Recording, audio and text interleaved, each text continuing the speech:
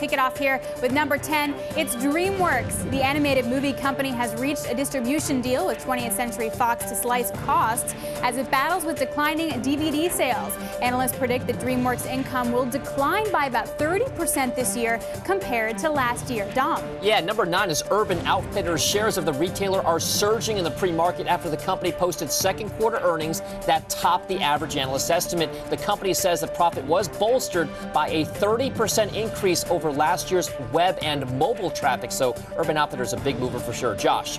Number 8, Whole Foods. The natural food grocer is looking to expand into smaller and underserved markets like Detroit and Chicago by tripling its store count. Some analysts, though, they're skeptical of the move, saying that many residents don't need Whole Foods' current offerings. Alex. Our number 7 is Citigroup. The financial giant has become the first U.S. bank to issue credit cards in China without co-branding from a local institution. Citi is seeking to expand in the world's most populous country. The cards will be accepted worldwide. Julie.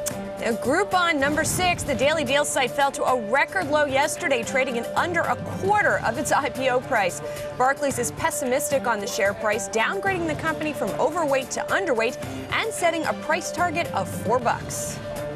Number 5, Barnes & Noble. The bookstore chain reported a loss that was less than estimates, and that sent shares higher in the pre-market. The company was aided by the liquidation of rival Borders and higher store sales. Alex. Number 4 has got to be Zynga. We're watching shares of the online game creator as CEO Mark Pincus gets put under pressure. That's as shares trade below $3. We'll bring you an in-depth look at what opportunities Mark Pincus has to turn the company around in just a few minutes. Dom. Yeah, speaking of Zynga, let's talk about Facebook. Number 3, an insider sells really shares of the social media company. Again, a lot of people selling shares. Peter Thiel among them, a director, sold 2/3 of his stake in Facebook for around $400 million last week. So Facebook's certainly in the news here, Julie. Well, you know, Facebook keeps going down, and number 2 today, Apple keeps going up. The tech company set an all-time U.S. record for market capitalization yesterday with $620 billion, and shares are continuing to climb in the pre-market as investors look forward to the possible release of the next iPhone